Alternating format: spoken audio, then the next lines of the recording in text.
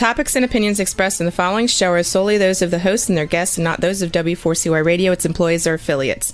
We make no recommendations or endorsements for radio show programs, services, or products mentioned on air or on our web. No liability, explicit or implied, shall be extended to W4CY Radio or its employees or affiliates. Any questions or comments should be directed to those show hosts. Thank you for choosing W4CY Radio.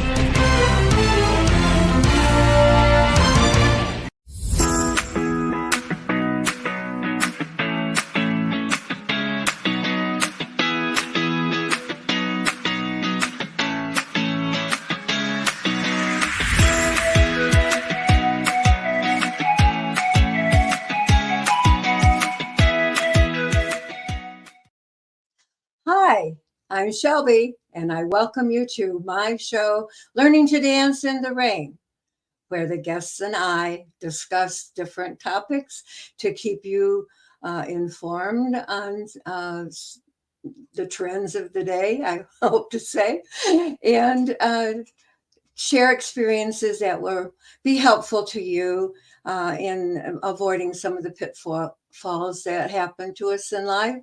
And today's guest, I'm very happy to welcome Judy Gaman. Judy is an award-winning author and speaker. She's also a podcast host, and she's CEO of the Executive Medicine of Texas. She's a graduate of the prestigious George Washington University School of Medicine and Health Sciences and the School of Professional Studies. She holds a graduate certificate in strategic management from Harvard Extension School. And she's passionate about helping people to discover their purpose or figure out what it is they want to do with the rest of their life and live with resilience. And that's what I'm all about too. So come on out here, Judy, and tell me more about your experiences in your book. 10 proven steps to ultimate health. Yeah, stay young, 10 proven steps to ultimate health. And Shelby, it's such a pleasure to be on with you. And you're doing such a great job, getting the word out for people. And I just appreciate the opportunity to come on with you. Oh, I very much appreciate you being here with me. I saw your credentials and I thought, wow, stay young, because I've been saying for the last after my husband died, I was in mid-70s. And I said, I'm not getting any older. I'm getting younger. And so I saw that and I thought, yep, Judy's the one for me. Let's hear what you have to say today. Well, I love your attitude. And there's so much research that shows and tells us that attitude is so important when it comes to staying young and staying healthy. So we're going to kind of walk through the 10 steps. And I like the order of these steps because it's so much easier when we have a bit of a roadmap. And we could start with like the first one or two and kind of dive into them. And then you could keep me on track so we can get through all of them. How about that? All right, we'll do that. All right. So let's start with family history. A lot of people, when they hear, oh gosh, I have to really understand or know my family history, they get a little scared because they may think, wow, dad had a heart attack, grandma had cancer, and they start writing down this family history and they think this is a death sentence, or they think that this is actually going to be their story. But I want to assure your viewers that that is not necessarily true. And for anyone who's watching this, you need to understand a little bit about genetics and epigenetics. And that is, this is important information because there is a chance that you could have these genetics, but it doesn't mean that they're going to be turned on. And that's where epigenetics comes in. Think of your genes as kind of light switches, and they're all kind of in the off stage. There has to be something that comes along to switch it on or put power to it, so to speak. So if you have a family history of, say, lung cancer, and then you start smoking, you may have that gene. And if you do have that gene and you start a habit like smoking or vaping, that may be what actually powers or turns on that light or turns on that piece of your genetics. So this is why it's really important to know what they are. Now, the flip side of that is just because something wasn't in your family history doesn't mean that it couldn't happen to you. So as we go through all of these other steps and things that you need to do, know that family history isn't the end all be all, but it's a really good place to start and to start understanding some of the risks that you may have. Now, if you're adopted, this may be something that's a little scary for you, or maybe you just don't know your family history because no one's actually sat down and given it to you.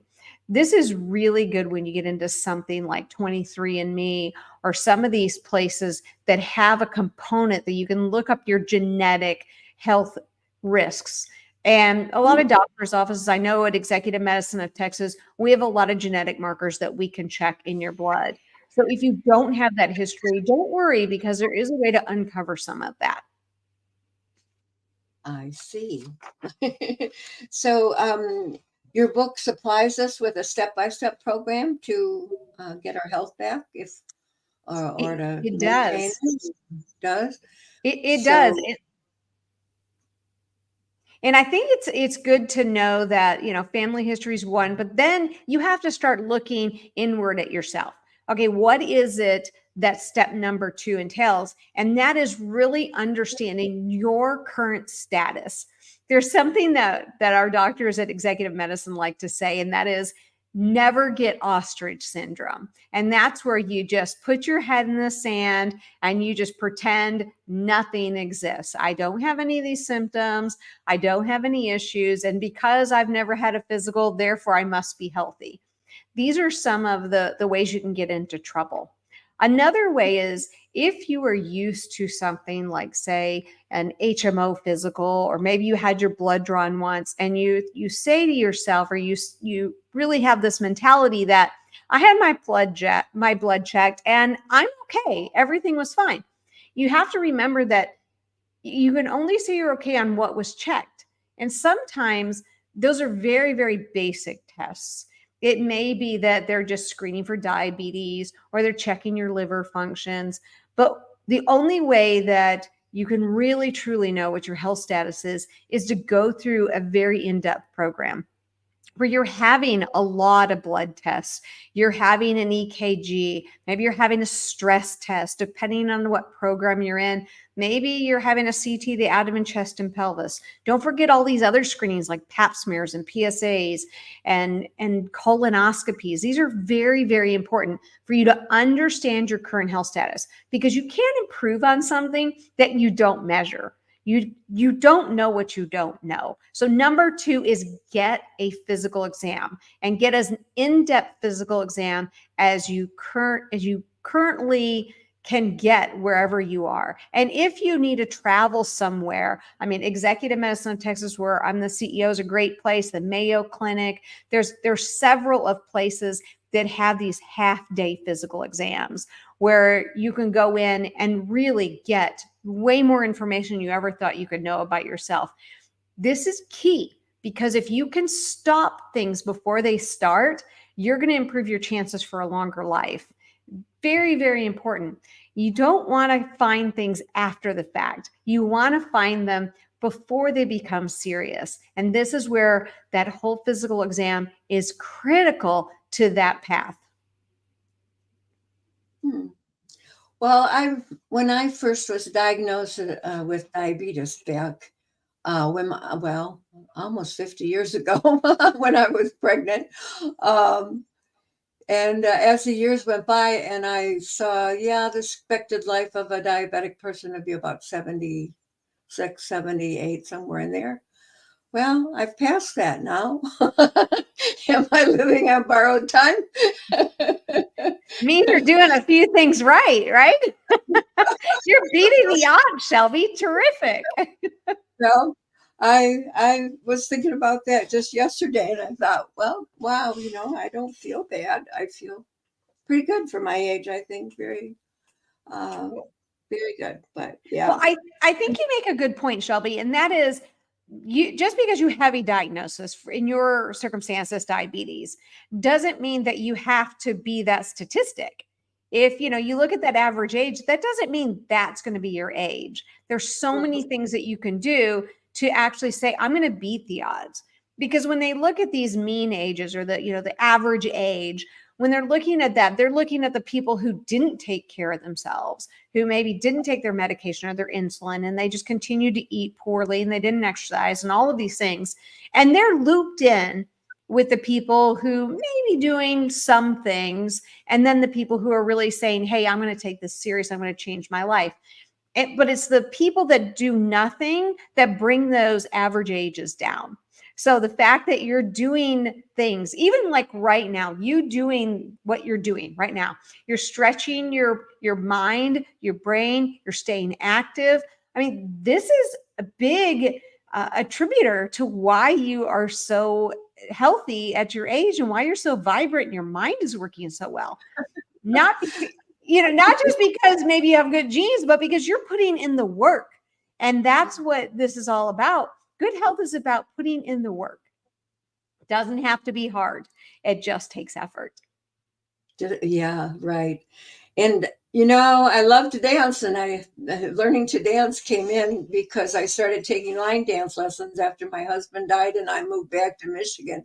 And now we're taking ballroom dancing, some of the things that I was always wanting to do, but never got around to, didn't have time when I was working full time and so on. But I think I amaze people, and I know I amaze myself that when I'm dancing, I don't feel the pain. I may feel it when I sit down, but that's so good. I love what you're talking about.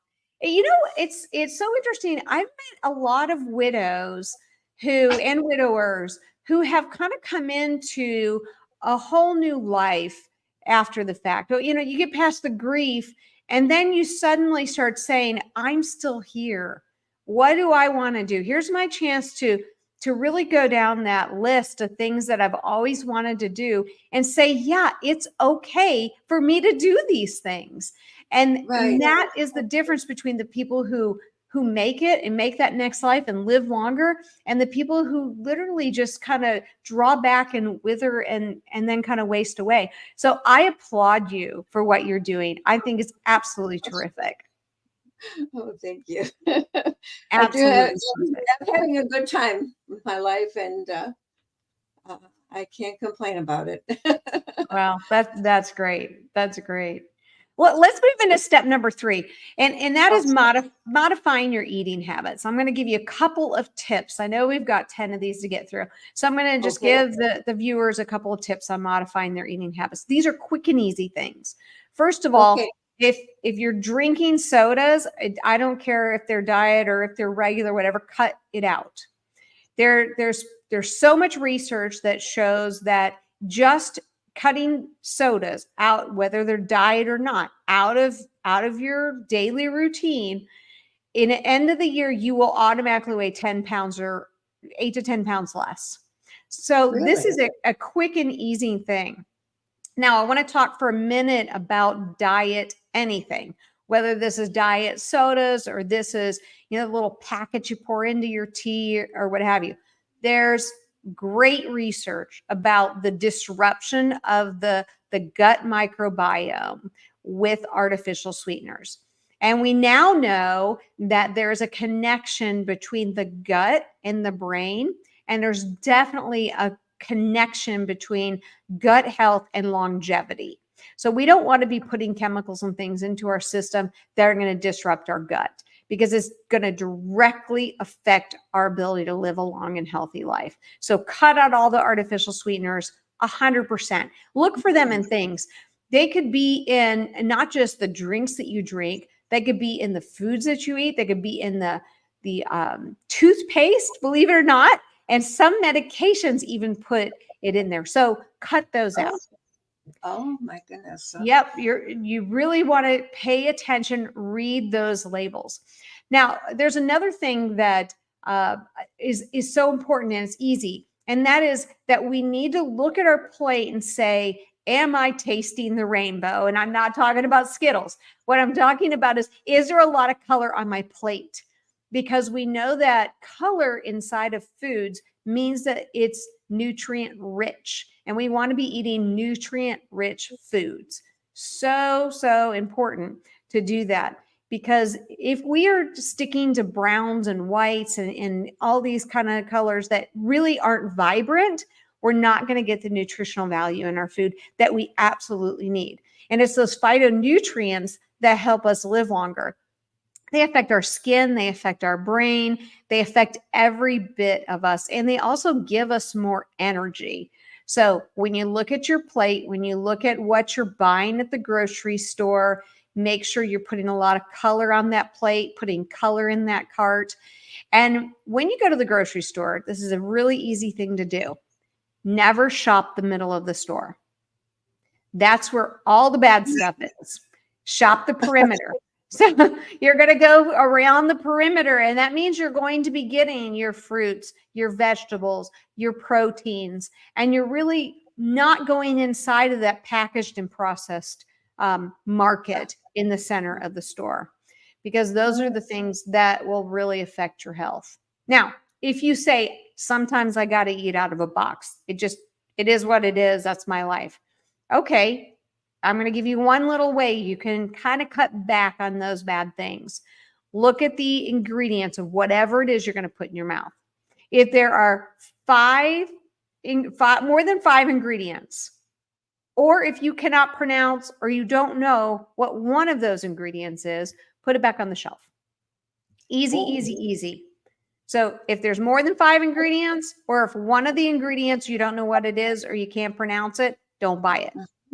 You need to be thinking that when you look at that, you need to retrain your brain to think this is poison. Put it back on the shelf. So important. And it's an easy thing. I mean, a lot of times we can get into, okay, let's read labels. Let's, count calories. Let's look at this. This is just a simple rule that will cut a lot of that out and make life literally easier for you.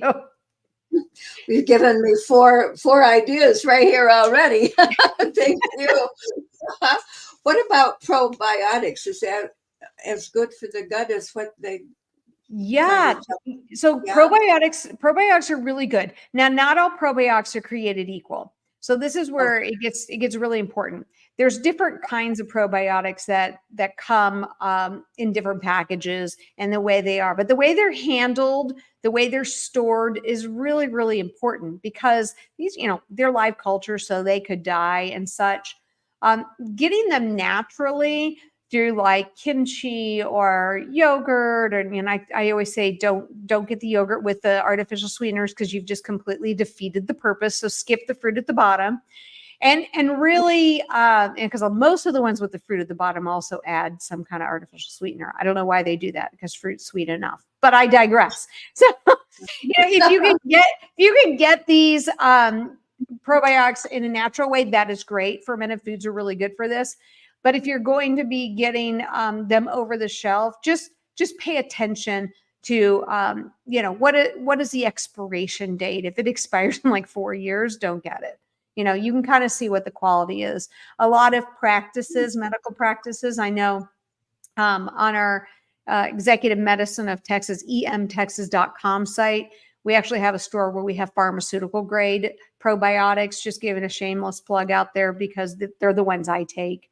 I just know, I've done my research. I know which ones are good. Those are the ones I take, but they're not the only ones that are good. There are other ones that are good as well.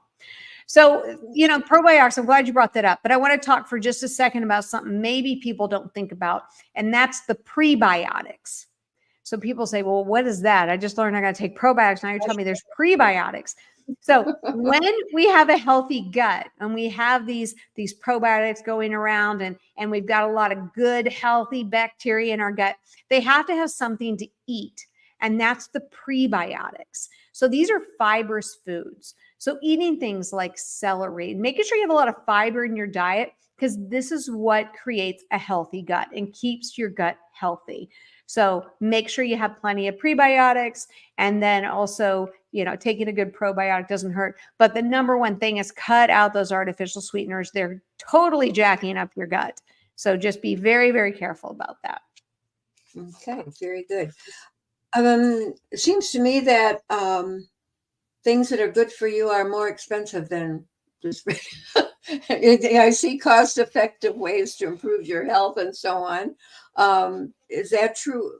Well, I suppose if you're getting rid of your artificial sweetened sodas, that okay. And what was the other thing?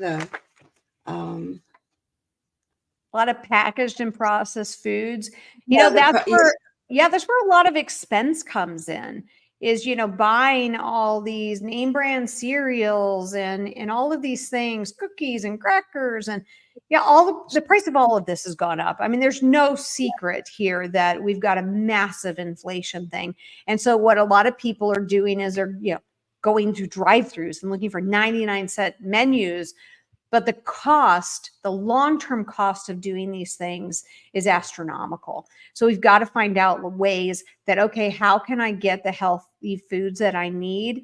And it may be that you look at, okay, I'm going to buy frozen fruits and vegetables because maybe the fresh ones are a little bit more expensive now because they have to toss so many of them that go bad. But just really read the ads for grocery stores, and really shop to the sales. If money is a concern, really look for where those sales are and shop to the sales, and stock up when things are on sale.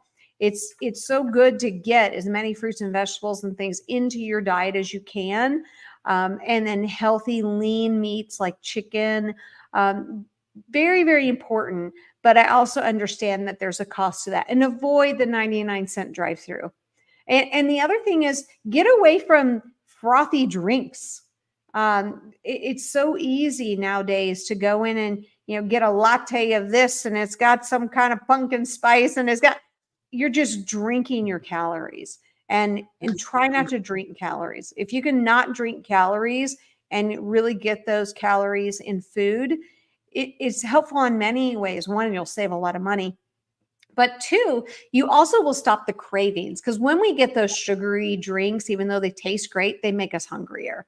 And then we'll crave things that are not good for us. So if you cannot drink your calories, which means that, drink plain water. If you need to put something in it, put some cucumbers, some strawberry slices or something, just give it a little bit of flavor.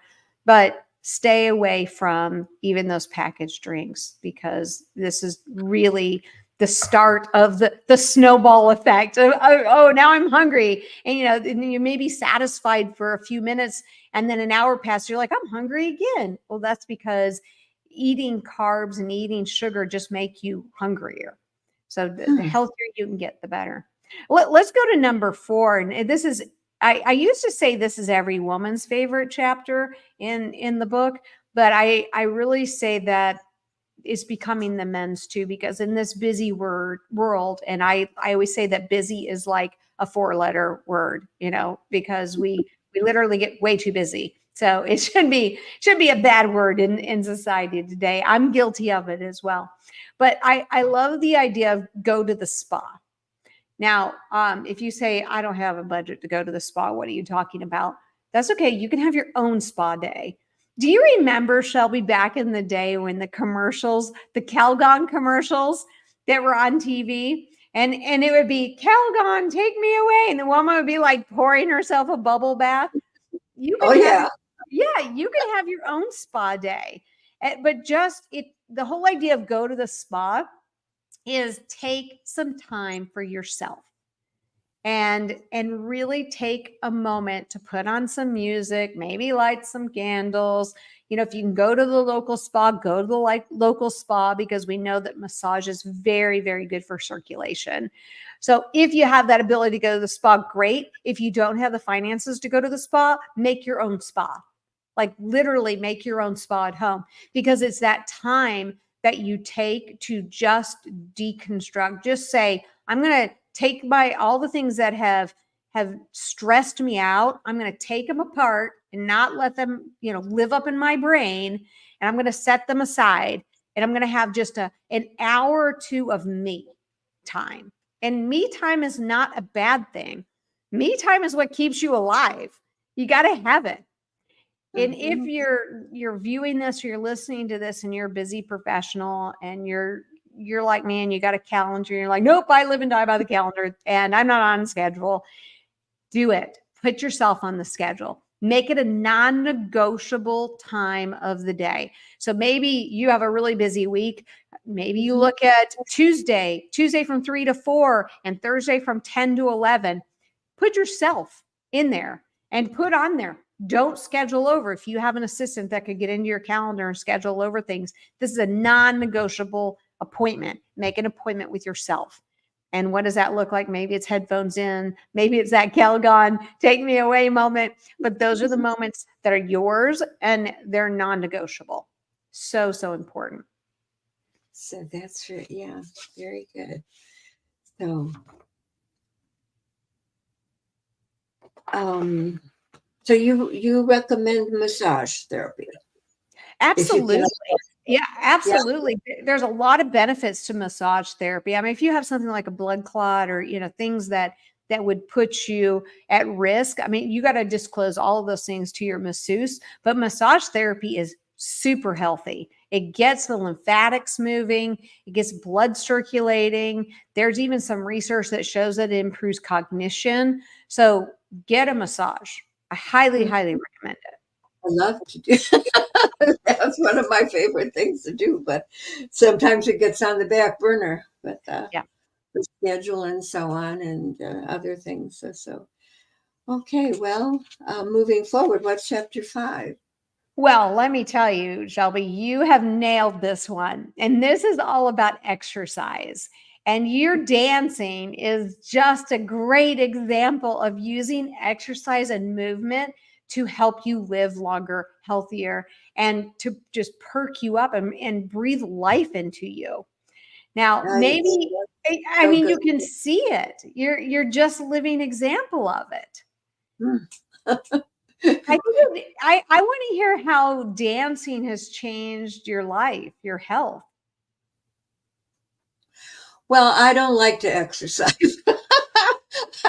I don't like sit-ups and I don't like walking alone and that. It's really a challenge to get to doing that. But I have no trouble at all going to a dance and getting up out on the floor especially when the 50s rock and roll music starts playing. I got to do the swing. I mean, I'm going to swing whether I'm sitting or not, Oh, I love it. I love it. I just think that's so great. And you bring up such a good point because there are a lot of people that feel the way you do. I don't like to do sit-ups. I don't want to go walk by myself. And exercise when it's a social event, which, you're making a social event. Not only do we tend to do more of it, but we like it. So when we do something that we like, we get a bit of a dopamine rush, which our body will say, oh, go do that again. So, Zumba class is good. A lot of people do that, or they go to a cycling class, or maybe they go to a stretch class. But the word class in there means that they've turned that exercise into a social event, which is exactly what you're doing. So I applaud you. I think you're a living example of this step, and you're doing such a good job. Now, for people who say, I'm an introvert, if you tell me to go exercise with people, I just want to literally crawl into the covers and suck my thumb. I get it. There's people that is not their jive. And my rule of thumb for them is, okay, great. Get moving. And you need to do 30 minutes, at least 30 minutes, 3 times a week. And you need to do 3 different kinds. So these are the 3s I want everybody to remember. At least 30 minutes, 3 times a week, and you do 3 different things. You need to do cardio, flexibility, and muscle building. Critical, critical, critical. Cardio keeps your heart healthy. It actually improves your brain function. Flexibility, a lot of people leave this out, but this is what's going to keep you from getting injured should you fall. You have to be flexible. You have to be able to twist around and catch yourself. You have to be able to move without pulling your back out or pulling a hamstring. Super, super important that you do flexibility. And then muscle building. We know that muscle building and longevity are linked completely. So you got to get strong. I wrote another book called Age to Perfection, How to Thrive to 100, Happy, Healthy, and Wise. And one thing that I found when I interviewed all these people over 100 who were very, very active is that they all had some form of exercise. Now, whether that was walking, or whether it was they had these little like 2-pound dumbbells and they'd lift them up, or they'd do squats, or whatever that was that they were doing for exercise.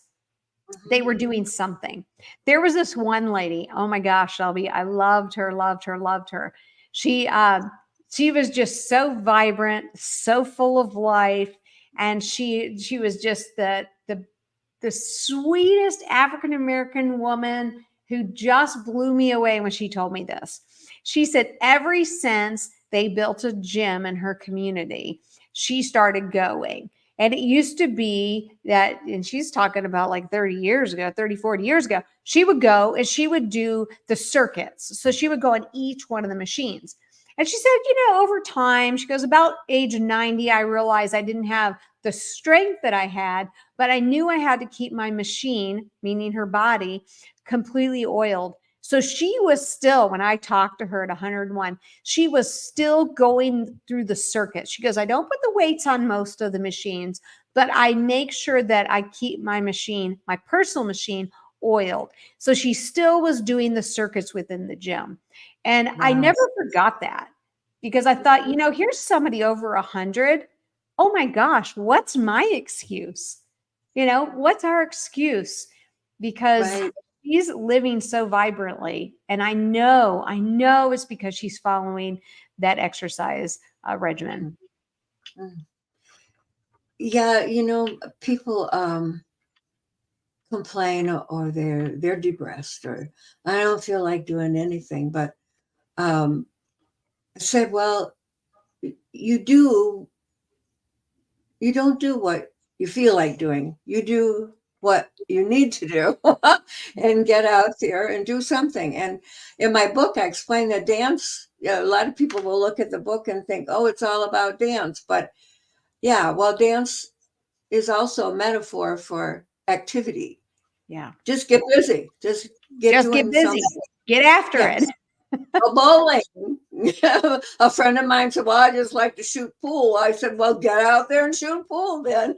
That's right. Just go do something. And just the act of going, getting in the car, driving there, walking in, picking up the pole, bending over and shooting pool. I mean, that is a form of exercise. That's a form of movement. You said something interesting, Shelby, and that was about people saying, I don't feel like it. I feel depressed. Well, there's so much research now that proves that exercise is not just as effective, but is actually more effective than antidepressants. And it doesn't have the side effects. So if you don't feel like exercising, that's the whole reason you need to exercise, because mental fitness and mental health is directly linked to physical activity. And so if you could just fake it till you make it, just say, I don't feel like going out for a walk. I don't feel like doing this. I guarantee if you get up off the couch, if you get out of your chair, if you turn the TV off, if you put the book down, whatever it is that's keeping you sitting, if you stop scrolling on your phone, you get up, you get out the door, you go for a walk, you will not regret it. No one has ever said, I really wish I wouldn't have gone for a walk. Nobody ever says that. Ever. Unless of course you fell, but there's not really a downside to exercise. Know your limits, of course. I learned that the hard way, Shelby. Have you ever heard of this workout called Insanity? Seems like I have heard that. Yeah, I'm not sure. Okay, Sean T from Beachbody, like he was the bomb. I'm talking like I'm younger, because he was the bomb when I was younger. So I loved all of his workouts. And then I decided when I was in my 40s, I'm no longer in my 40s. When I was in my 40s, that I was going to start doing his workout called Insanity. There's a reason it's called Insanity. It wasn't meant for people in their late 40s to start doing. And of course I busted my ankle. And the reason I tell you this is because you have to know your limits. You have to say, okay, what makes sense for me, for my age, for my health, whatever. What is the right workout? Maybe that's a conversation with your, with your healthcare provider. Maybe it's at looking who's doing this workout. If you're going to be watching a video or doing it on TV, if you're in your 40s, 50s, 60s, probably don't do the workout that's being put on the television by someone who's 25. there's a lot of older people like Denise Austin. I love her. There's a lot of older people that are doing workouts that are right for our age group. So find those and then start slowly. And I just think there's so many opportunities to get into a program that makes sense, that won't cause an injury. So look for the right things and don't do something insane like I did with Insanity. Yeah, that kind of reminds me of when I thought I could do Zumba, and I thought, nope. Yeah, not all Zumba classes are created equal either. Yeah, that's true too. Yeah. Well, let's move right on to 6 then. Okay, great. So 6 is about getting spiritually centered.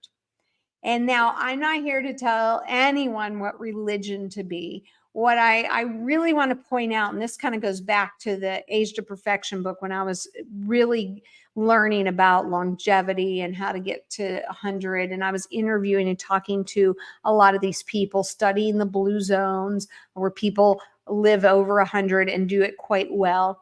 And the one thing that is this common denominator is that they all had a higher power. They all had a spiritual centeredness about them. And it didn't matter what their religion was. It was that they didn't feel like the weight of the world was on their own shoulders, that they literally knew, hey, you know what? This is stressful, but I'm going to give it up. And I'm just going to press forward. And I think a lot of that comes with the ability to be spiritually centered. Because when we think we're the center of the universe, that's a very stressful place to be. And it's a very unhealthy place to be.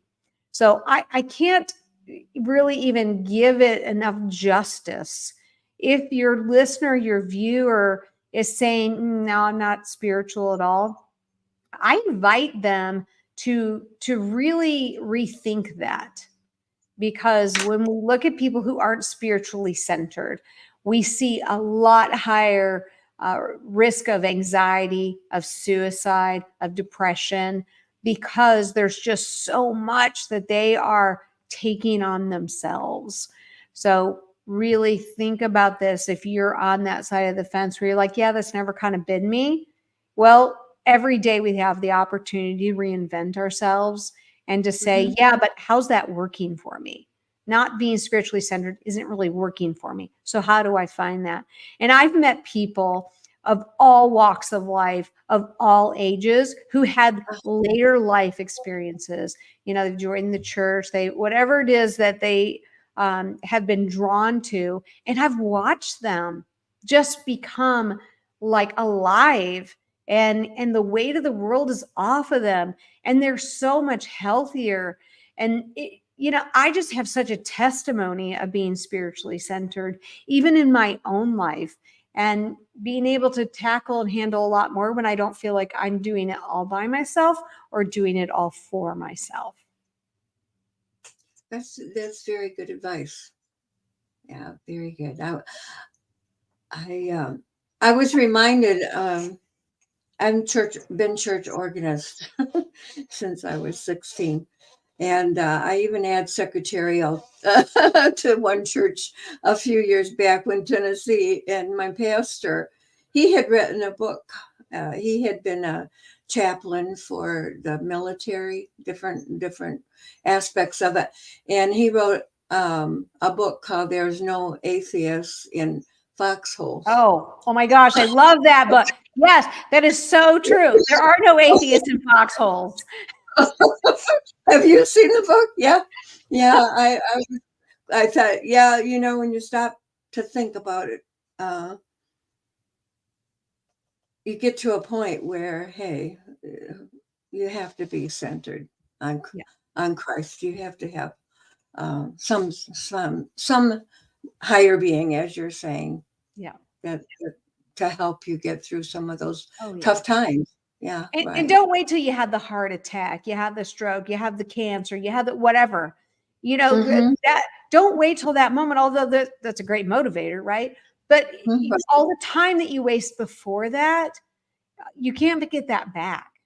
So I was just such a strong testimony of that. I can't even speak high enough about it. So.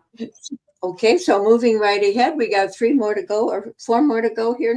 And 6 minutes to do it in. So what's number 7? Number 7 is, and I hate saying homework balance, because I don't think that there's a way to actually balance these two things at the same time. What we want to do is be able to know when to live in each of these things. If you're at work and all you're thinking about is your issue at home, or you're at home and all you're thinking about is your issue at work, you're not really living in either place. Your body may be there, but your mind's somewhere else. So I like to talk about this in the sense of aligning your body and mind to where you are. And if there's something going on at home, maybe say, okay, I've got to go to work, but I'm going to give myself this 15-minute window, maybe in the middle of my day, to put a little energy into that. Not just ignore it, but put a little energy into that during that 15, 20 minutes, maybe make a few phone calls or whatever it is I have to do on that. But then I'm going to allow myself to say, I'm going to put that back in the box and I'm going to complete my work, because that is so less stressful than to have your brain do this constant forth. I'm in this state now, I'm in this state, I'm in that state. And your mind can't keep up and your body's exhausted. And it's 4:00 and you feel like it's midnight. Now, this is what's really important to kind of learn sooner than later. And then when you're home, be present. Be present with your spouse, with your kids, with your grandkids, whoever it is in your life, in your home life, be present. And even more so, be present with yourself. Know that it's okay to come home and have moments where you're just thinking about the future, or you're reading a book, or you're doing something that is just for you to be present in that moment. When I was at George Washington University and I was doing a study on high blood pressure in the medical setting. So it was on something called white coat hypertension. And I ran this study as a capstone project for my degree. And a very interesting thing that I found out during this, and I had put patients with a 24-hour blood pressure monitor, and I'd had them do various activities, and they kept a diary. What were they doing at the time the blood pressure cuff went off? And then I would bring them into the office and they would go through something. Then they go back home. And we just want to see, okay, is it really the office and the doctor and the nurses that are raising their blood pressure? What is it? And I even had different rooms. Like I'd put them in a regular clinical room, but then I'd put them in a room that seemed more like home, and then still send in the doctors and the nurses. But the interesting thing about this particular study is across the board, I had a finding that I wasn't expecting. And that was when I would look at their lowest blood pressure readings across the board, it was when they were reading something. It was when they were reading, whether they were reading the newspaper, they were reading a book. When I compared the diaries to those blood pressures, I saw this. Now, fast forward probably 10 years after this, and a study comes out, says reading lowers your blood pressure. That study. I had to see that study. Yeah. And I think what it is it may not necessarily be reading, but the sense that you are living in the present. You can't actually read and comprehend and do something else at the same time. It's impossible. If you've ever read a book and you're actually reading and you're thinking about something else, and you go, oh, what did I just read? And you got to go back and reread the paragraph, because it's impossible to do that. We have a mindset, and often this was celebrated in the workplace for many years. We've now debunked it, that multitasking was a good thing. If you can multitask, then you actually are the best candidate for the job. Now we know through functional MRI that multitasking is a misnomer. It's not that you're doing 1, 2, 3, 4 things at the same time, because your brain can only do one thing at a time. So if you are, quote, multitasking, what you've just mastered is the ability to flip back and forth, back and forth, back and forth, back and forth really, really fast, because your brain can only do one thing at a time. So you're doing this and you're doing that, then you're doing this and you're doing that. And what happens? We get exhausted. And then after we've, quote, multitasked for maybe the space of an hour or two, the brain processing speed goes down. So the ability to actually continue doing that and doing it accurately is far lower.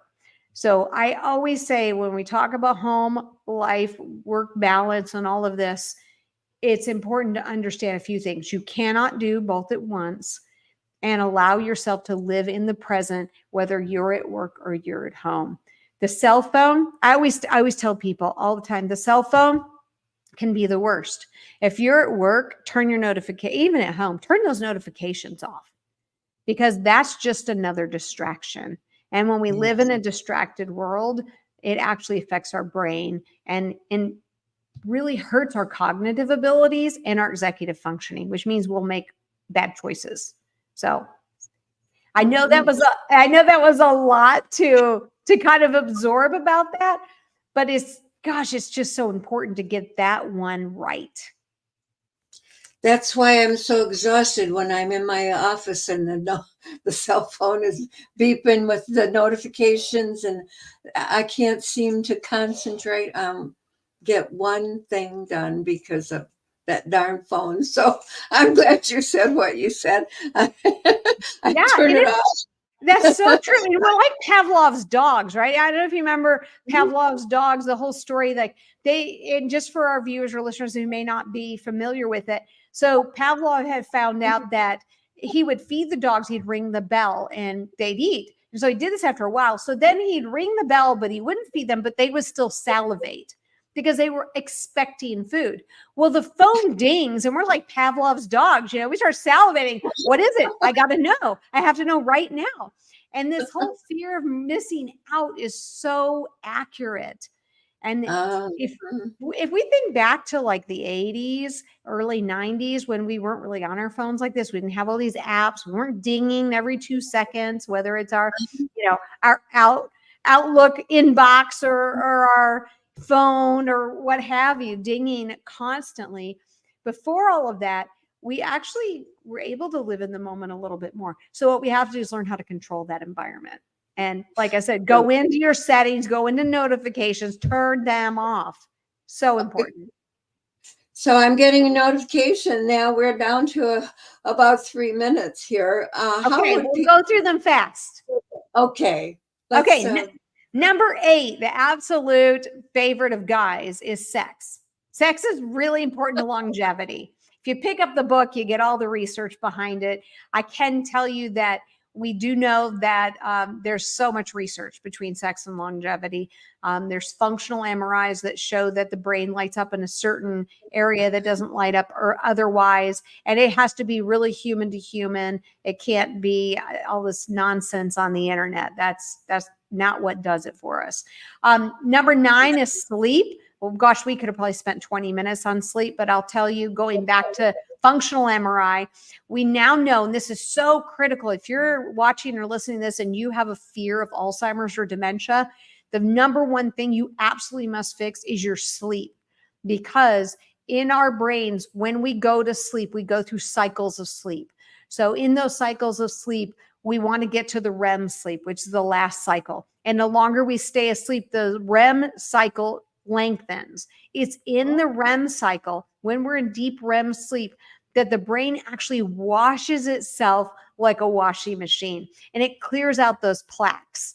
And this is what keeps us from getting Alzheimer's and dementia. So if you do nothing else and you say, I can't do all these tips, get some sleep, get good sleep. It needs to be uninterrupted sleep. Sleep, sleep, sleep. So important. 7.5 to 8 hours a night. And 10? And then number 10 is laugh and enjoy life. Now, this may seem like, really, this is a step. It's critical. So take a moment, enjoy your friends, enjoy your family, put on a comedy, because laughing and enjoying life will keep you young and keep you healthy. Thank you so much, Judy. I really appreciate you being here today. And thank you, listeners, for being with us. And I hope you enjoyed it as much as I did. I'll see you next week. Next week, we're having a young man who's right now in Nashville filming. Making a new album for us. He's going to share some things with us about that. But thanks again, Judy.